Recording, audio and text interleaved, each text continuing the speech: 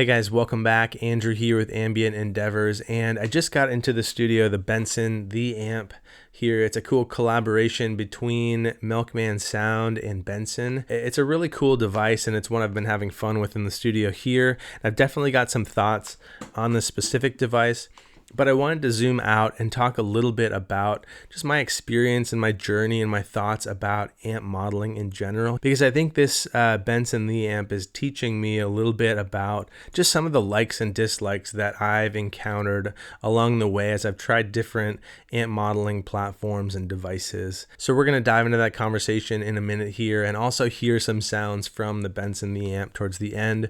But first, if you're new to the channel here, thank you so much for watching. Please hit subscribe below so you can stay up to date on future videos, and drop any questions or comments you've got below. And also, if you've got a favorite modeler, if you're using an amp modeling solution that you love, I'd love to hear which one you've latched onto and maybe some of the reasons why you're loving it or jiving with it. So one of the first things I'm realizing as I'm spending time with the Benson The Amp is just how tactile of an experience it is, and quite obviously, how analog of an experience it is as well. You don't have any menus, you don't have any app tethering, you don't have any other external control aside from the knobs and switches and jacks that you've got on this pedal. And honestly, for me, that's so refreshing when it comes to amp modeling solutions. On the other side of the wall here, you've probably seen in other videos, there's a wall of amps. I just have come to love that tactile physical experience of either flipping an amp on and dialing in your tone with the knobs, or on your pedal board too, having all the controls and the tweakability on the face of the pedal to allow you to just make on-the-fly changes or just have that tactile physical experience. And so as I've gone through different modeling solutions, maybe like many of you, you've tried things like Helix or Neural DSP stuff, the UA amps. All of those have either a dense sort of depth of menu diving that is required to tweak tones and sounds, or they have an app that's sort of tethered to the device to give you more fine tuning and to kind of allow for different tweaking in that way. But most, if not all of those devices really require you to do some menu diving or some app configuration. And what I love about the Benson The Amp here is that it's plug and play, and it allows you to interact with it just like a normal analog or tube driven amp, in just turning knobs, engaging or disengaging functions, and going from there. So in terms of control here, you've got a pretty straightforward interface that gives you control of the volume and EQ of your amp, along with a boost and reverb functionality. You've got your volume up here, which kind of acts as your preamp volume. You've got treble and bass to control your EQ, and then a master output here to adjust that level that's going on to either a speaker or your DAW or interface. Then below here, you've got reverb and room controls along with that boost level, and switches to engage the reverb and the boost down here.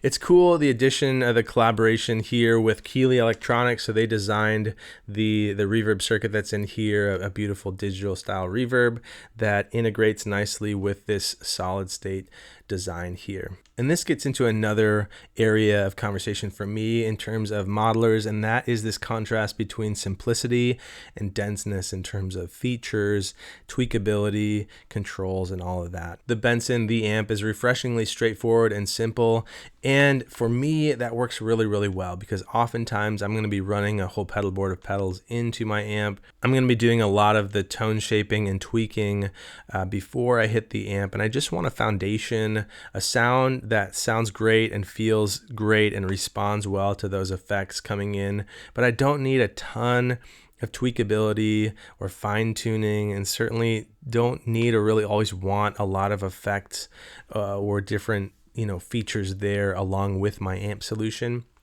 And so this represents a really straightforward, simplified approach to that amp solution, whereas some of those other, modeling solutions that I've mentioned just have these lists and kind of complexities that can really, for me, stifle creativity, and they can stifle progress in the workflow and in the studio here if I'm getting into writing and playing. You also don't have IRs to worry about. You don't have the multiple different stages of the amp modeling. You just have the amp, these physical controls, and a couple output options. And I just really love that simplicity and that straightforward approach here. And now I don't want to sound like all of this is leading to this big crescendo of me saying this Benson the Amp is the best thing I've ever heard. It's the best modeling solution. You should go out and buy it and ditch all your other options.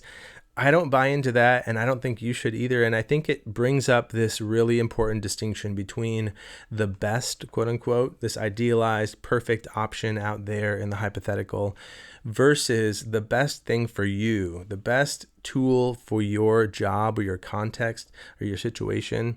Really finding the best and the most useful and the most creatively inspiring and functional piece of gear. I think that's the ultimate objective here. And so for me, that's kind of why I've meandered around the amp modeling landscape, and I've tried a number of different things that have plenty of good things, pros and cons in their presentation. A lot of them I like, and a lot of them sound really good. But I think that there is sort of the journey to find the thing that encapsulates all of the functionality and the sounds and the workflow in a way that allows you to keep moving and being creative and being productive in your context. So the Benson the Amp brings a lot of that to the table. I don't think it's the best sounding amp modeler I've ever played. I don't really know what that would be. I mean, I think a lot of the neural and some of the other capture environments are probably producing some of the best sounds, but what I run into with a lot of those environments and interfaces is just this dense and complex workflow that for me, again, can be a barrier to creativity, can be a barrier to sort of efficiency in the studio. And I just don't jive with those as much. And so I think it really comes back to finding the best solution for you, finding what works for you. And for a lot of people, that is some of those, deeper, denser menu dive type digital solutions or the capture environments or whatnot. But for me, I think there's a lot of value to something like the Benson the Amp that allows you to just plug in, turn your knobs to find the tone that you want to hear and to just get rolling. And so I love that about the Benson the Amp. I think it's a compelling option. I think that there's some nice features that it offers as well that can be really versatile and useful for gigging musicians. You can literally run this into a speaker cab if you need. And so to use this as your option or even as a backup for a gig can be really versatile and useful with that functionality. It's designed and backed by a couple of the real titans in the boutique amp industry. And so it sort of comes from a slightly different angle of design in terms of sound and feel than some of those other digital solutions. And so I think it's worth your time. We're going to dive into some sounds here so you can get a feel for the sounds and the tones that you can get from the Benson the Amp. And then again, share any thoughts or comments you've got below, any questions you might have about this or anything else that we talked about. And I'd love to just hear your thoughts and your engagement with the modeling conversation here and what you're using, why you're using it, and anything in that order. So thanks again for watching. Let's hear some sounds from the Benson the Amp.